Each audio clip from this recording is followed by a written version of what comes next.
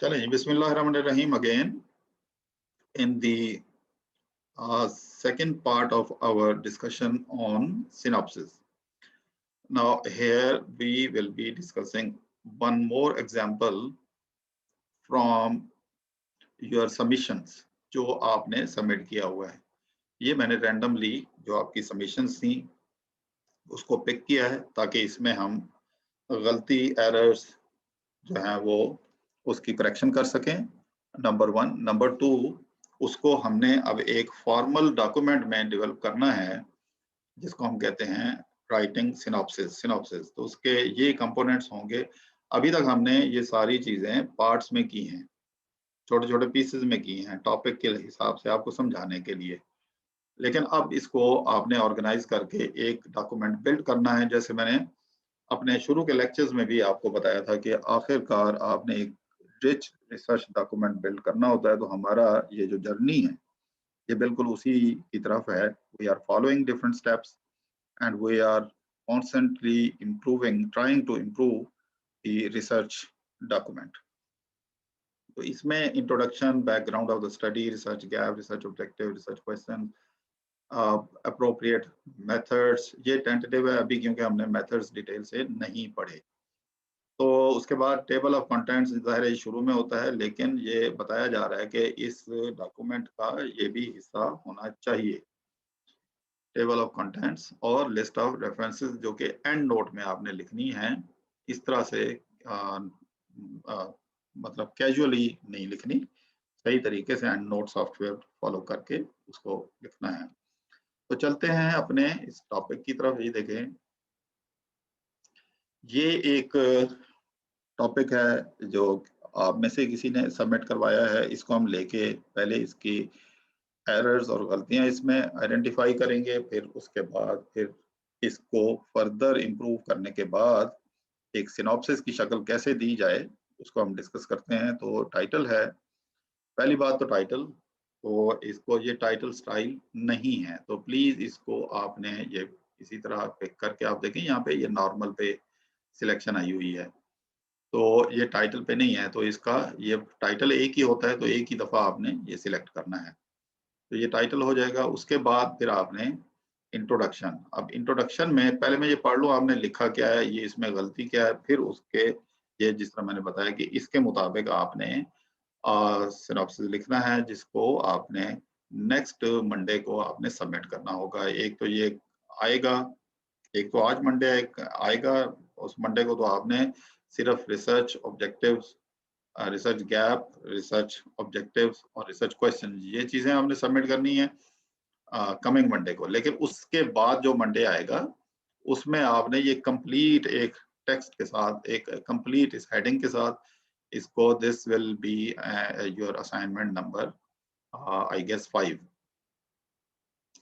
तो प्लीज इसको फॉलो करना होगा। तो आइए अब टॉपिक की तरफ जो है, इसको ये टाइटल आ जाएगा, क्योंकि अगर आप टाइटल, हेडिंग और यहाँ से ये सिलेक्ट करते जाएंगे तो आपका टेबल ऑफ कंटेंट्स ऑटोमेटिकली बन जाएगा। एंड पे आप इसमें जाके ये रेफरेंसेस में जाके आप इंसर्ट करेंगे, मेरे ख्याल रेफरेंसेस में आना चाहिए। हाँ, ये टेबल ऑफ कंटेंट्स यहाँ पे आता है, बिल्कुल यहाँ से आप कर लेंगे। अगर आपने वो जो तरीका है, जो प्रोसीजर है, अगर उसको फॉलो किया होगा तो ये बन जाएगा, अदरवाइज ये नहीं बनेगा ऑटोमेटिकली। तो देखते हैं अब इसमें लिखा क्या है।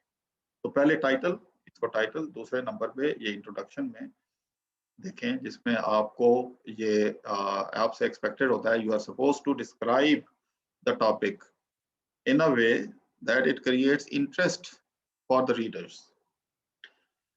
तो a decision support system is a computerized. अच्छा, पहले topic impact of decision support systems on manufacturing business performance. अच्छा चलो, बहरहाल टाइटल में आप इतना स्लैंग लिख सकते हैं, लेकिन performance, on the performance of manufacturing sector या मैन्युफैक्चरिंग इंडस्ट्रीज, चले मैन्युफैक्चरिंग बिजनेसेस भी हो सकता है, लेकिन बिजनेस ज्यादा जनरल टर्म है। तो अगर आप स्पेसिफिकली मैन्युफैक्चरिंग है तो जाहिर है कि ये इंडस्ट्री है। तो इसको जरा देख लीजिएगा, इसको ठीक करने की गुंजाइश है। तो a decision support system is a computerized program used to support the determinations, judgments, and courses of action in an organization or a business. A DSS shifts through and analyzes massive amounts of data, compiling comprehensive information that can be used to solve problem and in decision making. अब ये देखें, ये इसमें बहुत सारे ये typo errors हैं या ग्रामेटिकल एरर्स हैं, इनको ठीक करने की जरूरत है क्योंकि इसमें फ्लो डिस्टर्ब है. तो it is a type of accounting information system is the whole of related components that are put together to collect information, raw data, ordinary transformation और ये सारी चीजें और ये them to decision makers ये आप बता रहे हैं क्योंकि ये चीज आप मैं गेस कर रहा हूँ कि आपने ये चीजें यहाँ से सीखी हैं या पढ़ी हैं. उसके बाद accounting information system is vital to all organization. अच्छा आप देखें डिसीजन सपोर्ट सिस्टम, यहाँ पे ये जनरल टर्म है लेकिन नीचे आप अकाउंटिंग इंफॉर्मेशन सिस्टम आप कह रही हैं जो कि एक आपके बिग डाटा एनालिसिस में हेल्पफुल हो सकता है. तो आप स्पेसिफिकली उसी तरह ही स्टार्ट करें. आप घुमा फिरा के क्यों बात कर रहे हैं? तो आप स्पेसिफिकली लिखें कि मैन्युफैक्चरिंग सेक्टर जो मैन्युफैक्चरिंग इंडस्ट्रीज हैं उनकी परफॉर्मेंस को, आप परफॉर्मेंस का जब सवाल आएगा जिस तरह मैंने पहले डिस्कस किया तो आप बताएंगे कि किस किस्म की performance. Multiple indicators of performance, आप किसको टारगेट कर रहे हैं? ऑल, अगर ऑल है तो फिर परफॉर्मेंस ठीक है. अगर कोई स्पेसिफिक को टारगेट कर रहे हैं तो उसका फिर मेंशन करना जरूरी है.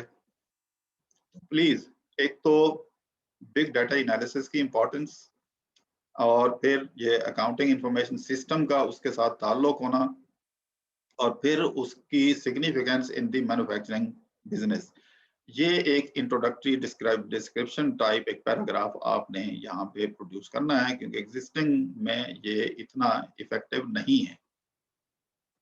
उसके बाद आ जाएं the objective of this paper. आप प्लीज प्रेफरेबली स्टडी लिखें, पेपर ना लिखें, रिसर्च ना लिखें, स्टडी लिखें. स्टडी एक in this objective of this study is to investigate impact of ये फलाना डिगना ये सारे उधर चले जाएंगे लेकिन यहाँ डिस्क्रिप्शन के बाद इसकी इंपॉर्टेंस बताएं कि इसको पढ़ना क्यों इंपॉर्टेंट है, इसको समझना क्यों इंपॉर्टेंट है, इसकी रिसर्च करना क्यों इंपॉर्टेंट है. उसके बाद फिर आप उसका कॉन्टेक्स्ट बताएं. कॉन्टेक्स्ट से मुराद जो आपने लिटरेचर रिव्यू इससे रिलेटेड किया है, आर्टिकल पढ़े हैं तो लोगों ने ये काम किस तरह से किया है, उनकी अप्रोच क्या थी, उनकी डायमेंशंस क्या थी, उनके मेथड्स क्या थे और आप उसमें क्या नया ऐड करना चाह रहे हैं. नया ऐड करने से मुराद पहले आप गैप बताएंगे कि उन्होंने क्या मिस आउट किया, क्या छोड़ दिया, क्या तरीका सही नहीं था, क्या मेथड स्टैटिस्टिकल टूल सही नहीं अप्लाई किए या डायमेंशन सही नहीं थी, परफॉर्मेंस के इंडिकेटर्स लिमिटेड थे, आप सारे ले रहे हैं.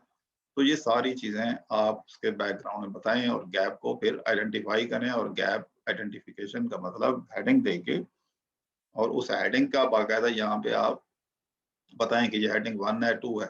अगर आपकी हेडिंग इंट्रोडक्शन चल रही है तो वो 1 होगी, उसके अंदर 1.1 जो है वो फिर हेडिंग 2 होगी. ये तरीका होता है 1 और 2 में. और अगर फर्दर मेरा ख्याल इतना अभी डीप डाउन नहीं होगा कि 1.1.1 यानी एक सब हेडिंग का सब हेडिंग वो नहीं, उसके साथ फिर ये हेडिंग 1 2 3 भी आ जाता है. तो अभी नहीं, तो अभी फिर आपने ये इधर हाइपोथेसिस भी लिख दिए. तो प्लीज इसको ऑर्गेनाइज करना है किस तरीके से.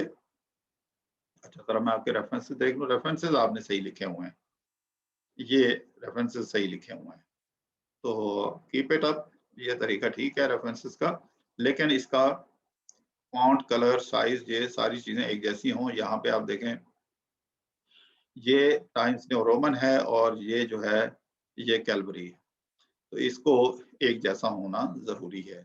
तो मेरा ख्याल है कि ये आप ठीक कर लेंगे और इसके ये कंपोनेंट्स आप बनाएंगे, टेबल ऑफ कंटेंट्स होगा, लिस्ट ऑफ रेफरेंसेस. जाहिर है कि कम से कम अब मैं एक्सपेक्ट कर रहा हूँ ये सिनॉप्सिस के जो रेफरेंसेस की लिस्ट है 15 जरूर होंगे क्योंकि you have already done a review literature of 15 articles related to your topic. Topic आपका जिसका भी ये है ये अभी भी इसमें इसको ज्यादा मीनिंगफुल और साइंटिफिक बनाने की जरूरत है। तो I hope this is helpful, thank you very much. इसके बाद एक और एग्जांपल, एक नई वीडियो के साथ हम करते हैं थोड़ी देर में। तो थैंक